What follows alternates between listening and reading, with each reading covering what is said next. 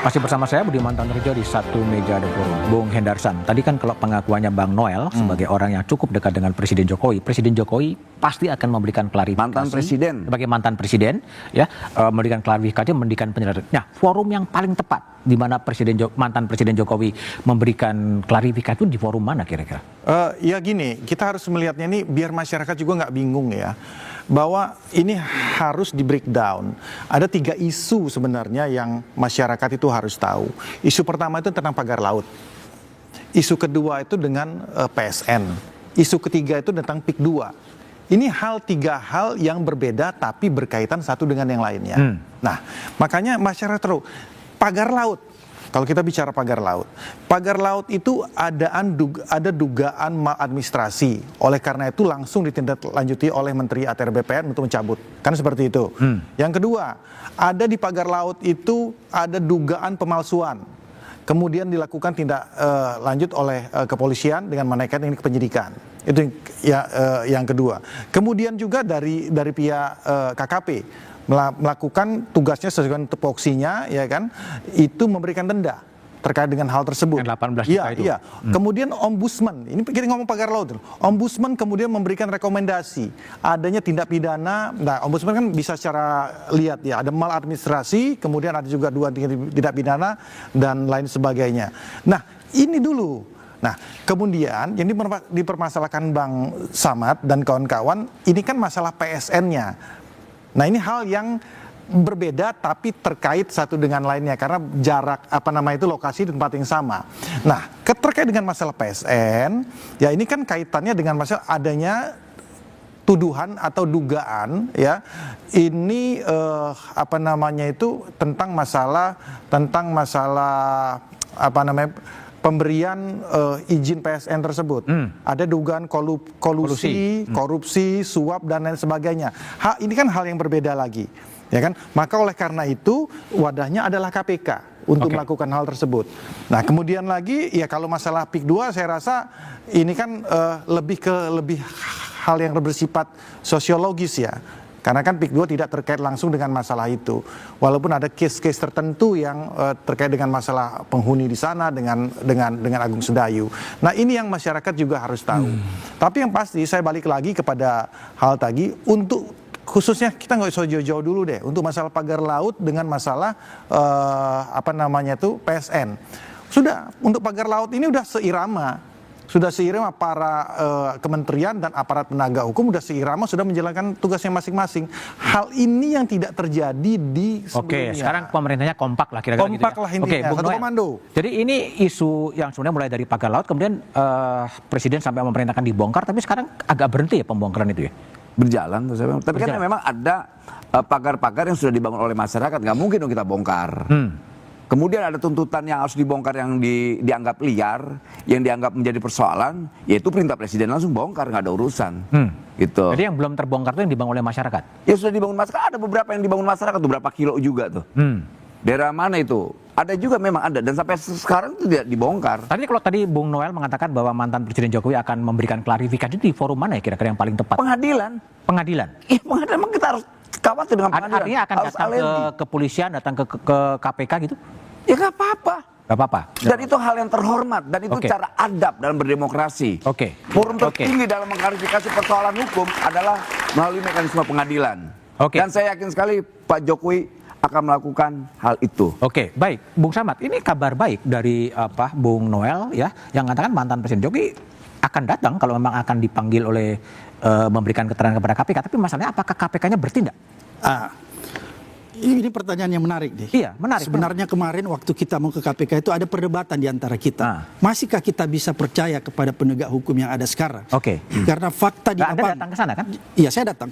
Karena fakta yang terjadi bahwa Agung Sedayu Group ini bisa bisa mengintervensi semua proses-proses penegakan hukum yang ada. Dari mana Anda tahu?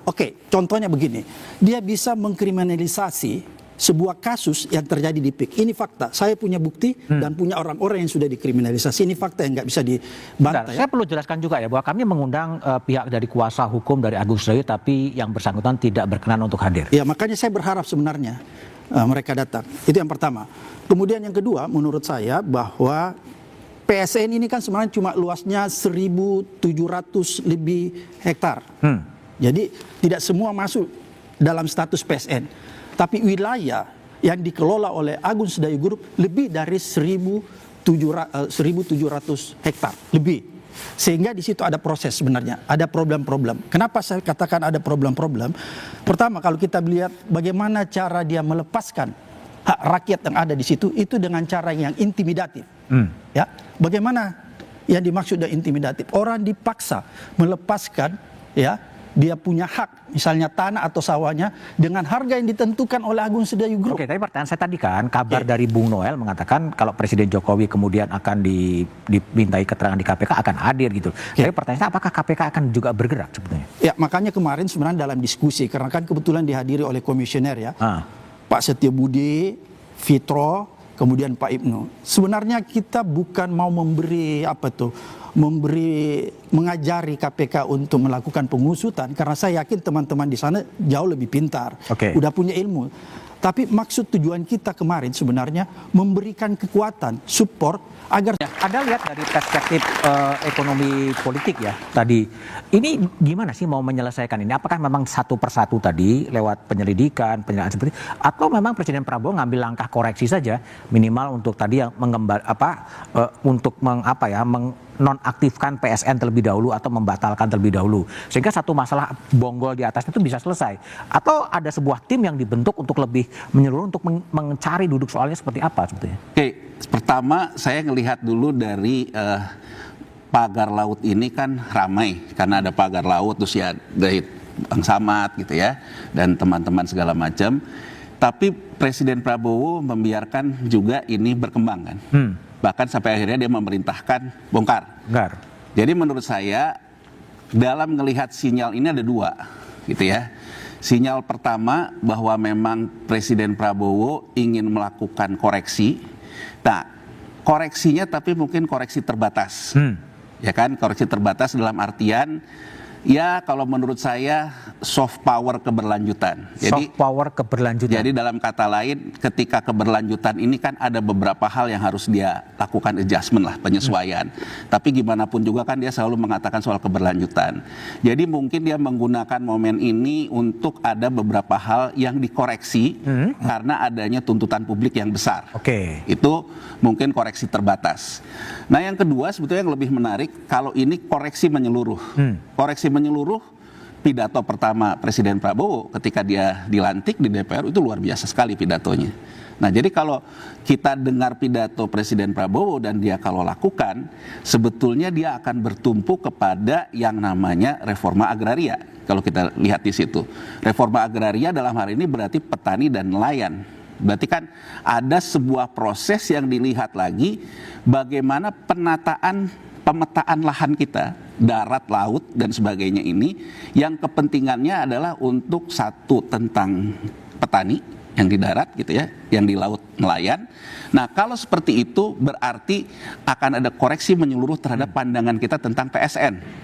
Karena kalau PSN yang terjadi di pemerintahan Presiden Jokowi yang terakhir, ini kan begini Bang Budiman kalau saya lihat, ini semacam tukar guling kebijakan. Nah jadi ada PSN di PIK. Betul kata Bang Samad tadi, betul juga dikatakan bahwa yang PIK itu kan hanya sebagian kecil, bahkan tadi Noel mengatakan ada perhutani, tapi kan irisannya kena ke PIK. Kalau saya tukang dagang ya namanya irisan, saya jual gambar gitu, jual cerita gitu, jual semua. Nah ini kan sebetulnya kalau kita lihat ditukar dengan masuknya mereka ke IKN. Karena IKN yang kemudian yang diharapkan investor asing masuk nggak masuk, akhirnya kan investor domestik ini yang masuk. Jadi menurut saya intinya adalah betul mungkin Presiden Jokowi menganggap bahwa Indonesia Maju itu basisnya adalah properti, membangun besar-besaran infrastruktur properti di IKN, membangun besar-besaran destinasi wisata.